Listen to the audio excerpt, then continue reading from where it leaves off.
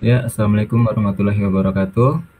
Waalaikumsalam warahmatullahi wabarakatuh. Waalaikumsalam. Kelompok kami akan mempresentasikan mengenai tugas UAS yang telah dibuat, yaitu mata kuliah Data Science. Nah, dengan saya Rian Permana dan juga dua rekan saya, yaitu Mas Miftahur Rahman dan juga Mas Ahmad Supandi. Pada bagian ini, bagian pertama, saya akan menjelaskan tahap awal dalam pembuatan model deep learning menggunakan TensorFlow. Pertama, kita mempersiapkan library-nya, seperti TensorFlow untuk membangun model, TensorFlow untuk datasets, kemudian Matplotlib untuk visualisasi dan NumPy untuk pengolahan data numerik, dan juga Scikit-learn untuk evaluasi model. Nah, selanjutnya yaitu load datasetnya. Di sini datasetnya klasifikasi gambar bunga dibagi menjadi dua bagian, yaitu 80% untuk data latih dan 20%-nya itu untuk data uji. Kemudian berikutnya processing data, preprocessing data.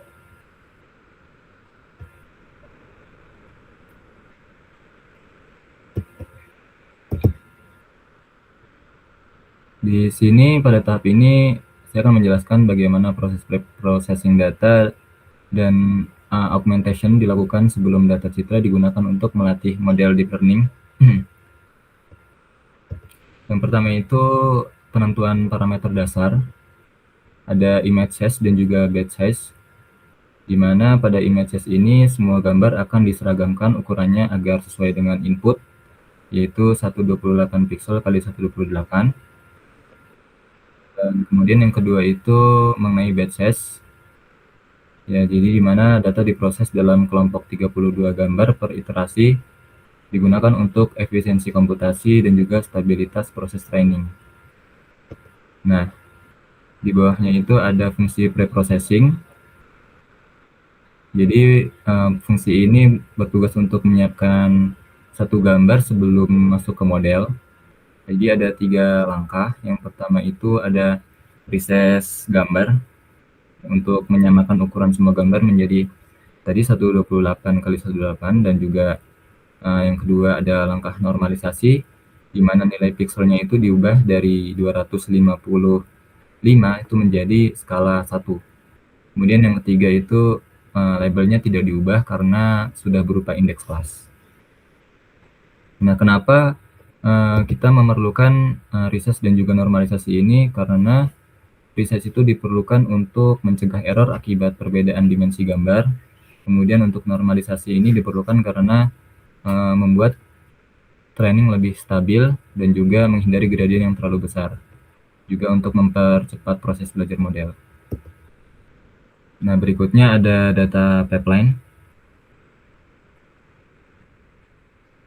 Di data pipeline ini itu ada 3 tahap.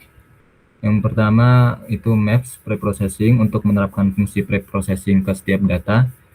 Ada juga batch untuk mengelompokkan data menjadi satu batch. Kemudian ada prefetch untuk mengoptimalkan pemuatan data agar sistem itu tidak saling menunggu. Nah, kemudian berikutnya ada visualisasi data. Jadi di visualisasi data ini kami menampilkan 9 gambar dari dataset training. Visualisasi ini digunakan untuk memastikan bahwa labelnya sudah sesuai dengan gambar. Visualisasi ini juga penting untuk validasi awal sebelum training. Nah, kemudian yang berikutnya data augmentation. Jadi data augmentation ini digunakan untuk menambah variasi data secara buatan. Ada 3 teknik yang digunakan. Yang pertama itu ada random flip untuk membalik gambar secara horizontal. Kemudian ada random rotation digunakan untuk memutar gambar secara acak. Dan juga random zoom untuk memperbesar atau memperkecil satu gambar. Nah, alasan kami menggunakan data augmentation ini yaitu untuk mengurangi overfitting. Kemudian yang kedua itu membuat model lebih robust terhadap variasi data yang nyata. Dan kemudian untuk mensimulasikan kondisi dunia nyata tanpa menambah data baru. Jadi pada kesimpulannya, melalui processing dan augmentation ini, data citra menjadi lebih siap dan optimal untuk digunakan dalam model deep learning. Dan berikutnya P3 model deep learning dilanjutkan oleh Mas Miftahur Rahman. Iya, jadi berikutnya soal P3 di sini terkait model deep learning. Nah, jadi di sini menggunakan model CNN atau kepanjangan dari Convolutional Neural Network yang cocok untuk klasifikasi citra karena mampu mengenali pola visual pada gambar. Dan di kode tersebut di sini ada data underscore augmentation, yang dimana pada tahap awal digunakan data augmentation untuk menambah variasi data training agar model tidak overfitting. Terus di bawah sini ada layer convolution digunakan untuk mengekstraksi fitur visual seperti garis dan bentuk dari gambar, yang dimana di sini dia memiliki sebuah nilai yaitu 32, yang artinya jumlah filternya itu sebanyak 32 atau jumlah pola yang dipelajari nantinya itu sebanyak 32. Lalu berikutnya di sini ada 3,3, artinya ukuran filternya itu 3 kali 3. Dan di bawah ini merupakan max polling 2D atau 2 dimensi, di mana digunakan untuk mengambil informasi terpenting dan mengurangi ukuran data agar komputasinya itu lebih efisien. Dan berikutnya yang di bawah ini sama seperti yang di atas, namun nilainya saja yang diubah. Di sini dilakukan jumlah filter sebanyak 64, lalu yang di bawahnya adalah 128. Berikutnya ada function dari flatten. Flatten digunakan untuk mengubah hasil ekstraksi fitur menjadi bentuk vektor agar dapat diproses oleh layer dense. Dan di sini layer dense ini digunakan untuk melakukan proses klasifikasi berdasarkan fitur yang telah dipelajari sebelumnya, yang dimana bisa kita lihat bahwasannya di sini memiliki nilai 128, yang artinya digunakan untuk belajar kombinasi fiturnya. Lalu di sini ada dense dengan activationnya itu softmax, digunakan untuk output probabilitas terhadap kelasnya. Dan di sini digunakan adalah spare categorical cross entropy karena label data sudah berbentuk numerik dan dataset memiliki lebih dari 2 kelas. Ya, dimana nantinya kita tuh tidak perlu mengubah data tersebut dari kategori ke numerik karena datanya sudah menjadi numerik. Dan berikutnya di sini ada optimizer. Optimizer Adam itu digunakan karena mampu mempercepat proses training dan menyesuaikan learning rate secara adaptif. Dari mana tujuannya adalah untuk mempercepat optimizer sebanyak 0,001. Dari sini ada model summary. Ada beberapa model summary yang dimana digunakan untuk melihat ringkasan arsitektur model, termasuk jumlah layer dan total parameter yang dilatih. Lalu di sini masuk ke tahap training dan testing model. Ini merupakan tahap penting sebelum masuk ke tahap akurasi nantinya ya. Dan di sini bisa kita lihat ada epoch sama dengan 5. Ini artinya model dilatih sebanyak 5 epoch, di mana satu epoch itu berarti seluruh data training dipelajari satu kali. Data testing digunakan sebagai validation untuk memantau performa model. Artinya model ini dilatih sebanyak 5 kali layer per layer. Nah, berikutnya sini ada grafik akurasi dan loss.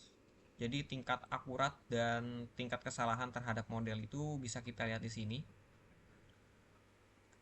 Nah, tingkat akurasi terhadap nilai asli dan prediksi itu hampir mendekati untuk akurasi, dan juga loss ini hampir mendekati dengan nilai aslinya. Di mana prediksinya bisa kita lihat untuk di garis biru ini, prediksi terhadap data training. Nah, berikutnya P5 dilanjutkan oleh Mas Pandi.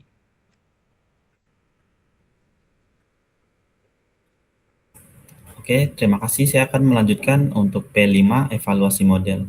Di sini ada tes loss, tes ACC sama dengan model evaluate atau tes DS.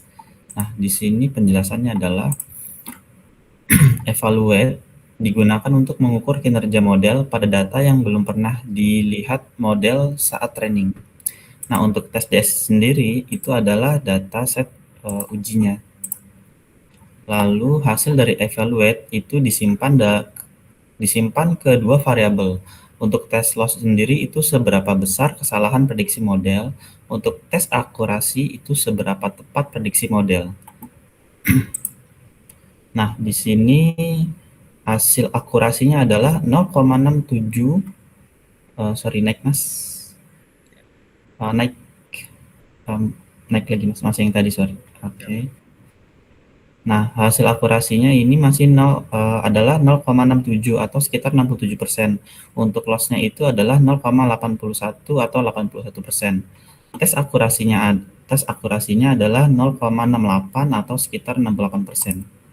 Nah, jadi di situ hasil dari si tes akurasinya. Lalu lanjut ke confusion matrix, precision, recall, dan event score. Di sini ada YTRU. YTRU itu adalah daftar untuk menyimpan label asli dari data uji.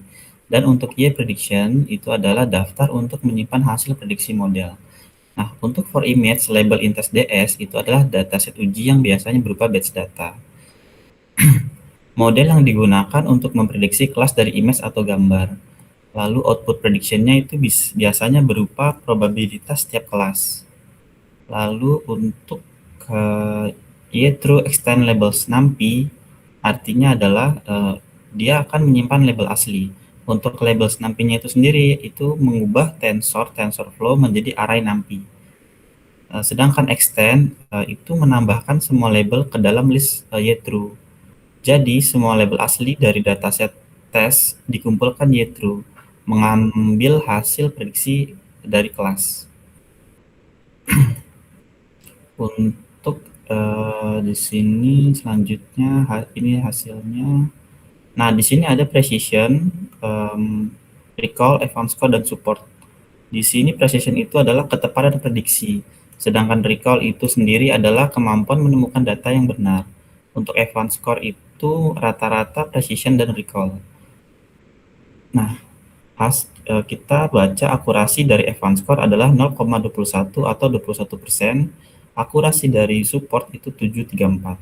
Sedangkan macro average atau rata-ratanya adalah untuk yang precision itu 0,13 atau 13%. Macro average dari recall itu 0,20 atau 20%. Macro average dari F1 score itu 0,09 atau 9%. Lalu macro average supportnya sama seperti yang di atas 734 ya. Untuk weight average dari precision itu 0,12 atau 12%. Weight average dari recall itu 0,21 atau 21%. Dan weight average untuk effort score itu 0,09 atau 9%. Dan yang terakhir weight average untuk support 734. Sama seperti di atas.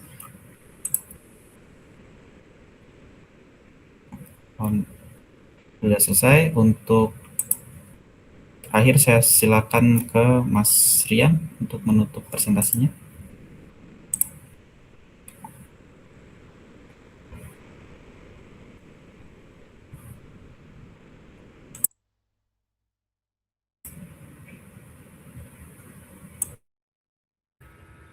Ya, itu saja yang bisa kami sampaikan. Kurang lebihnya mohon maaf. Wassalamualaikum warahmatullahi wabarakatuh.